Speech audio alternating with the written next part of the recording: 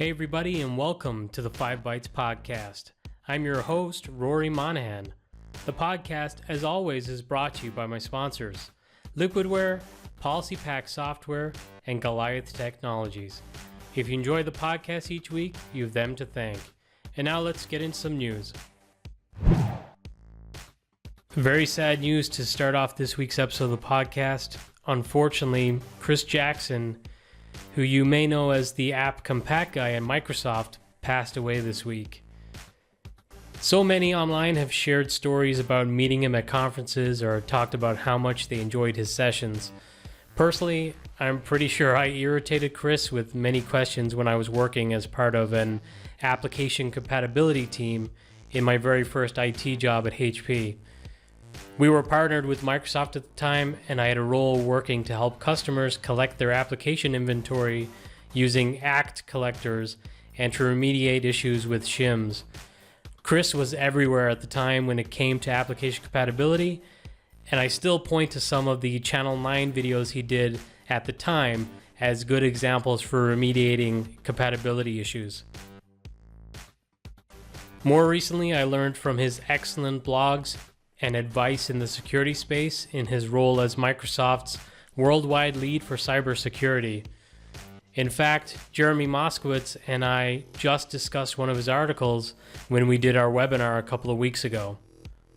His work was so vast that if you have worked with Windows at all, you'll have used something influenced by him, I'm sure. He was an avid cyclist, musician, and from my personal interactions with him, he also seemed to enjoy a good Simpsons meme from time to time. This podcast is pretty insignificant in the grand scheme of things, but I would just like to offer my condolences to all of Chris's family, friends, Microsoft colleagues, and to the whole community, really. This is just a terrible loss for us all. On a previous episode of the podcast, I covered a story about an issue blocking certain machines from being able to upgrade from Windows 10 1903 or 1909 to newer versions. If this includes your machine, you'll now be able to install KB457991, which will allow you to upgrade. One good thing is that you don't have to reboot for this patch to allow you to then successfully upgrade. BleepingComputer.com reports that customers who cannot immediately apply this update are advised by Microsoft to work around this known issue by re-enabling HTTP access to the internet to the Windows 10 Setup Dynamic Update, which I believe is a workaround that I mentioned when I originally covered this issue. Last week, people started sharing an odd email they received from Amazon on Twitter and different social media outlets. They were being instructed that their data was leaked to a third party. BleepingComputer.com reports that there is some contradictory information out there. The initial statement made it sound like a single employee of Amazon leaked the data that included customers' email addresses, but a later statement made it sound like multiple employees were at fault and have been fired.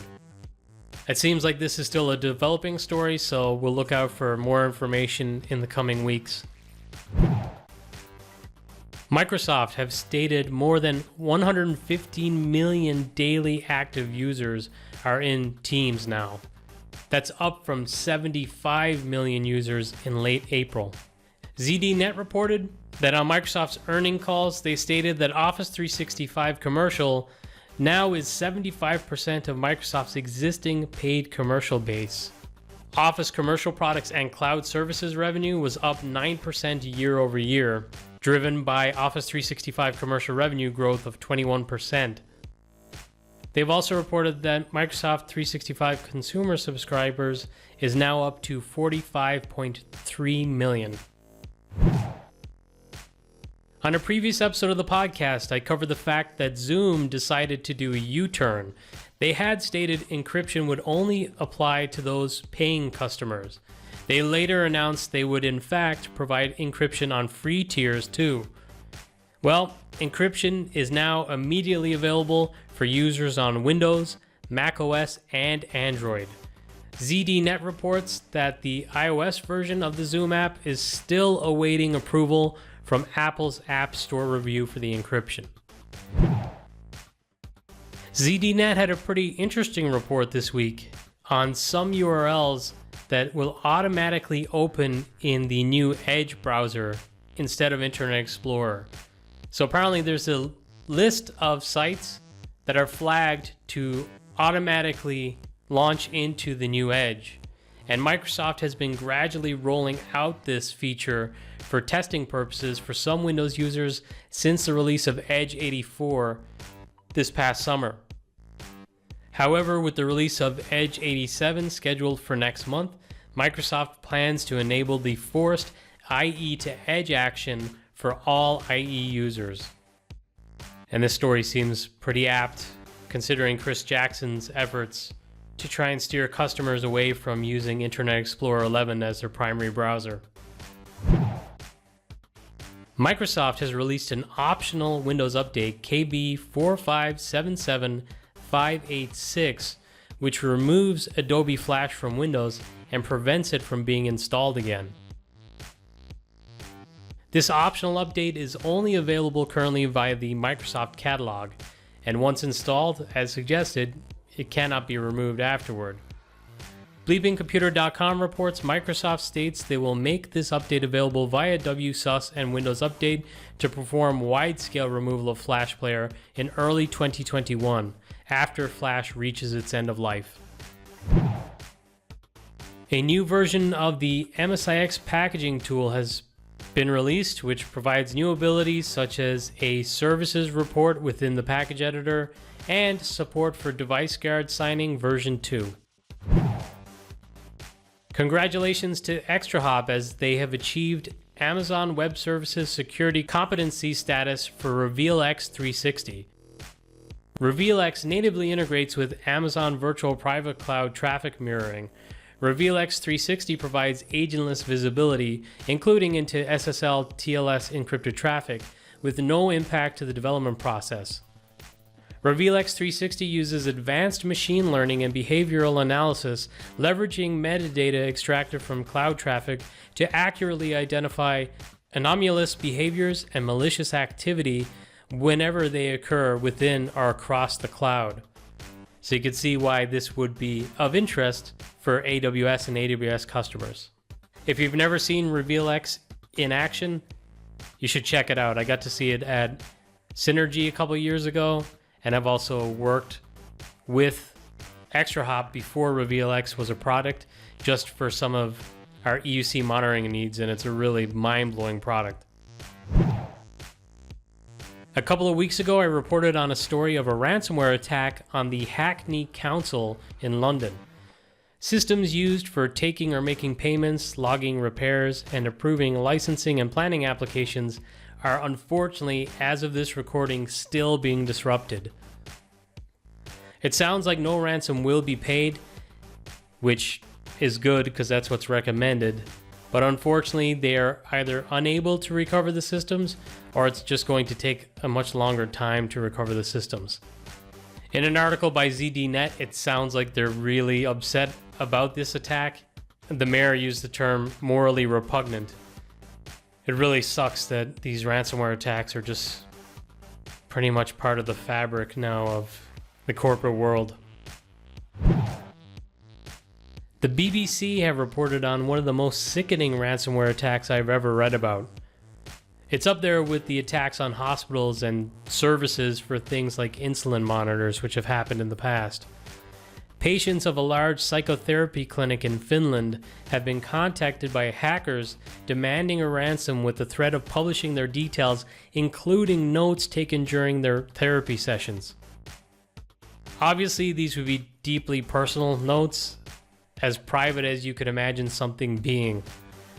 The BBC article states that the hacker or hackers told at least one of the victims that the company had refused to pay 40 Bitcoin, which at the time of the article being posted was worth £403,000 sterling. And because they refused to pay it, this victim would have to pay them 200 euros. They said that if it wasn't paid in 24 hours, the price would go up to 500 euros.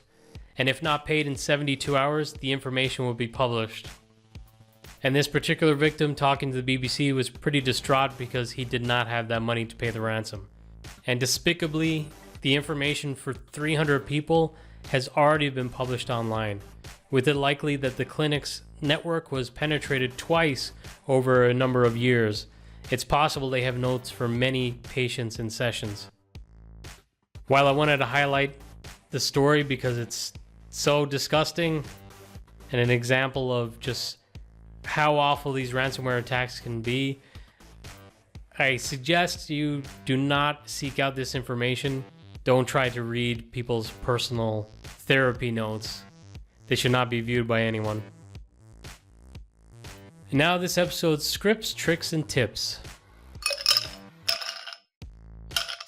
Another episode and another script from Guy Leach. This time it's to empty a file such as a log file using PowerShell. So this could be handy if you don't want to have your script delete a log file after each run and you just want to clear the contents. That way the next time your script wants to log or needs to log, it can just log to that existing file and it doesn't have to recreate it again. If you're listening to the audio-only version of the podcast, I am showing the commandlets on the video version on YouTube, but also, as always, I share links to everything that I talk about on each episode of the podcast on 5bytespodcast.com, and you'll find this one under episode 148's reference links.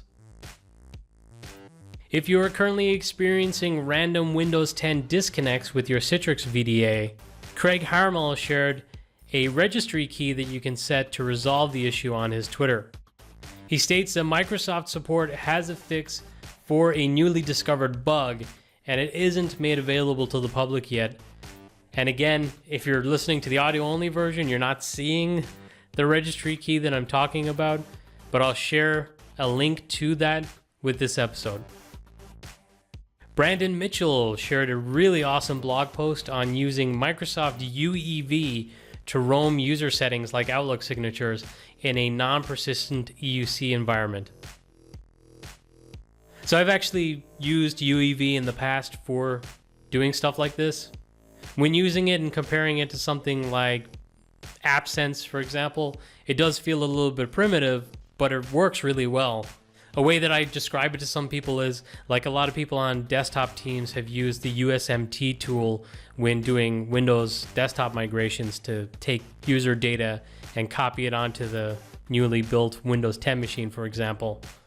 And UEV is kind of like that, but it's a living version and it's tailored to grab application settings and data that you care about to roam. The beauty of it, because it's kind of like USMT and it's using these XML configurations, it's actually quite lightweight to run. It does require a little bit of effort to capture what settings it is you want to roam. But once you've done it, it works pretty well.